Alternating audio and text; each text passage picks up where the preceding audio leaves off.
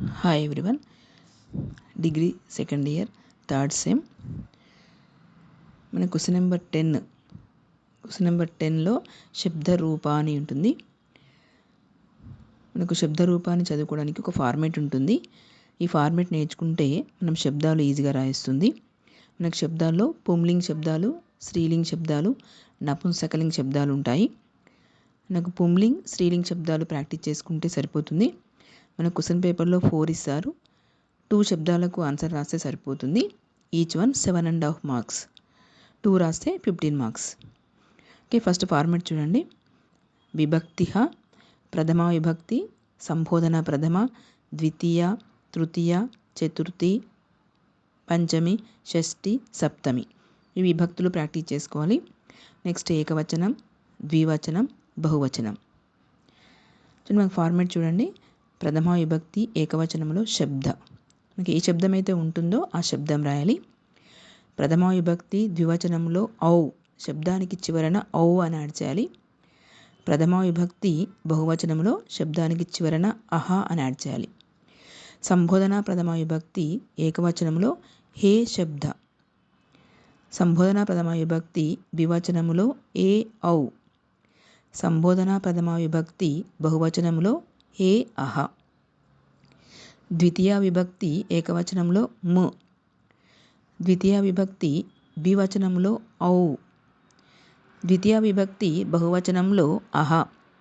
తృతీయ విభక్తి ఏకవచనంలో ఆ, తృతీయ విభక్తి ద్వివచనంలో బ్యాం, తృతీయ విభక్తి బహువచనంలో బిహి.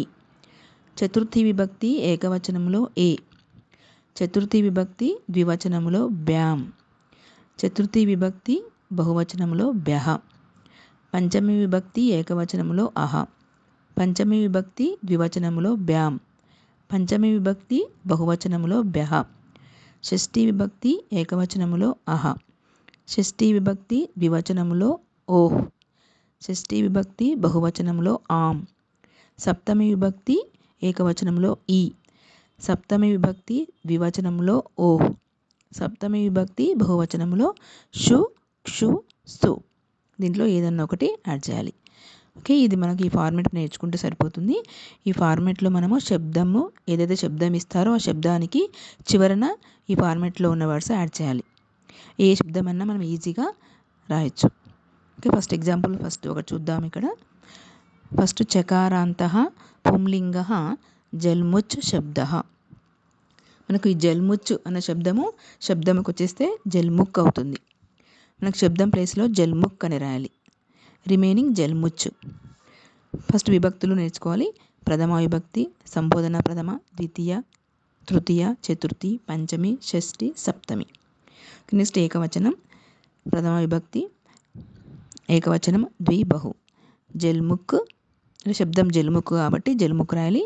జల్ముక్, జల్ముచౌ, జల్ముచః. సంబోధన ప్రథమ విభక్తి ఏకవచనం, ద్వివచనం, బహువచనం. హే జల్ముక్, హే జల్ముచౌ, హే జల్ముచః. ద్వితీయ విభక్తి జల్ముచం, జల్ముచౌ, జల్ముచః. తృతీయ విభక్తి జల్ముచా, జల్ముగ్బ్యాం, జల్ముగ్భిః. చతుర్థి విభక్తి జల్ముచే, జల్ముగ్బ్యాం, జల్ముగ్భ్యః. పంచమి విభక్తి జల్ముచః, జల్ముగ్బ్యాం, జల్ముగ్భ్యః. షష్ఠి విభక్తి జల్ముచః, జల్ముచోః, జల్ముచాం. సప్తమి విభక్తి జల్ముచి, జల్ముచోః, జల్ముక్షు. ఇక్కడ మంచిగా ఫార్మేట్లు నేర్చుకుని ఫార్మేట్ ప్రకారం మనము ఈ జల్ముక్ శబ్దానికి చివరన ఈ ఫార్మేట్లో ఉన్న వర్డ్స్ యాడ్ చేయాలి. ఓకే, ఈ విధంగా మనం శబ్దము ఈజీగా రాయొచ్చు.